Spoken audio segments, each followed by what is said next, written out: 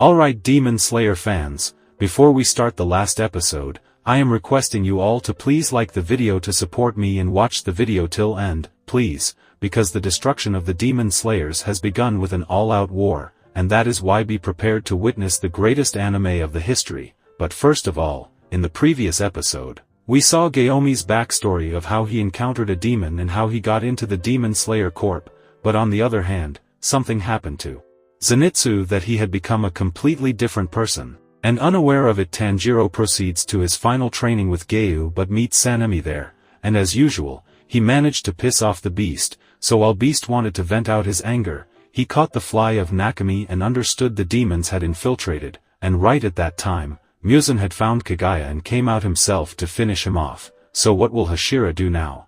Will they be able to save Master Kagaya? Let's see. Kagaya knew it from the start that Muzan is here, and from here on out, only destruction awaits because the Demon King himself is here, whom the Ubuyashiki family and Demon Slayer were pursuing. So Kagaya asked his wife how Muzan looks like, and she told him he's like in his mid-20s with light pink eyes and vertical pupils, but Muzan was disappointed with how Kagaya looked because the clan who always got in his way had such a head who's in awful state, because his body is already giving the scent of a corpse.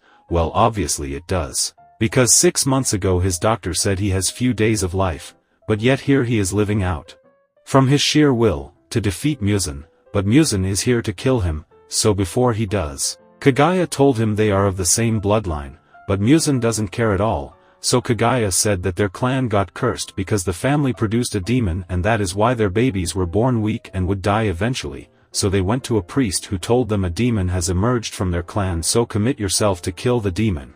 If they do they will survive. Following that, Ubuyashiki always married the daughter of priests, which slowed the effect of the curse, but still, no one in the clan survived more than 30 years. So Muzan says it's irrelevant because he never got any divine punishment for the last thousands of years, but Kagaya asked him about his dream for living this long, and Muzan had no answer, but for some reason Muzan couldn't hate Kagaya, and right then his two daughters started singing a song that gave me chills down my spine hearing it.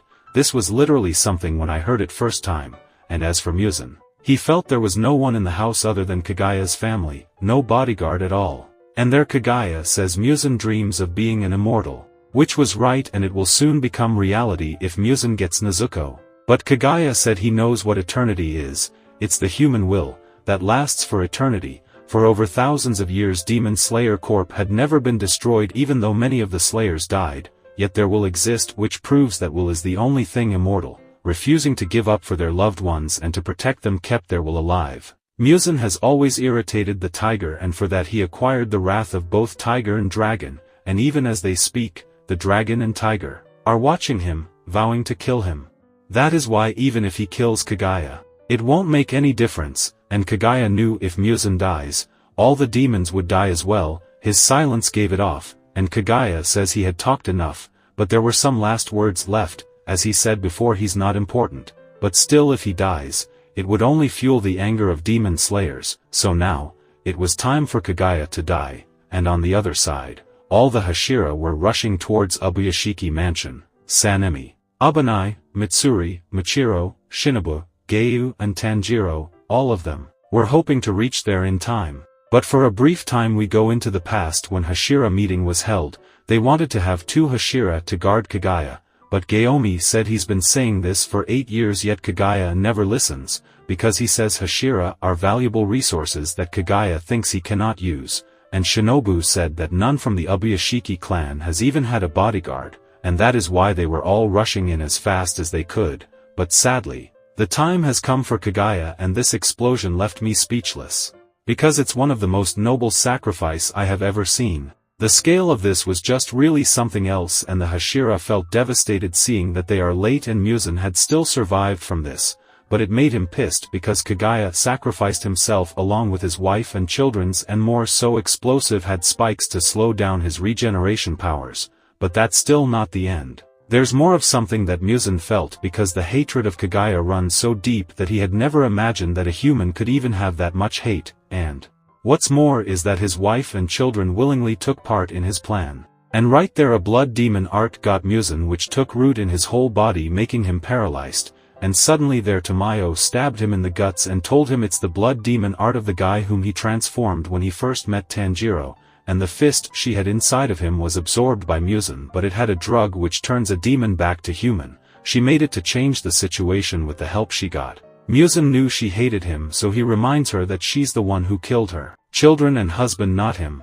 So yeah, she did kill them, but all she wished for was to be with them, to see her childs reach adulthood before she died from a disease, not to be a demon, and to atone for the sins of killing many humans in a frenzy. She called out to the strongest to die with Muzan right here. Muzan got his head squashed, and right there the scene goes back to the past when Kaguya had saved Gaomi. Kaguya always said the words others wished to hear. He was kind, and he bore that divinity through his life. And 5 days before the present, Kaguya said that Muzan will arrive here in 5 days, so he wants to be the bait. All of the Ubuyashiki had future sight with which they survived and thrived, and other Hashira would never agree for him being a bait, and that is why he asked Gaomi for this, and with the guilt of it Gaomi accepted his request, but Kaguya had expected crushing Muzan's head won't work, so they have to hold him off until sunrise. That's the plan he made, and right here the stone Hashira showed his might against the attack of the Demon King. And then the beast was the first to arrive and was about to explode.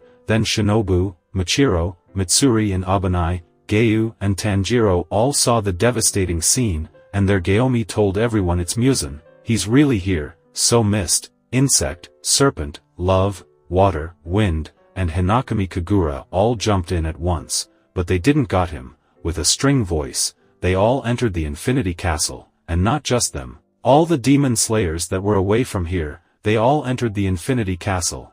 Even the useless ones. This seriously had me on the edge of my seat. Some were excited for a fight and some were puzzled, but someone far away has kept his calm because of his rage for the first time, and the Hashira have also been separated from each other. Their Tanjiro saw Muzan and he was happy because this will be the end of demon slayers. Yet, Tanjiro said this to Muzan that he will be the one to die. And with that shocking turn of events, Season 4 ends. But there is good news for all the Demon Slayers fans.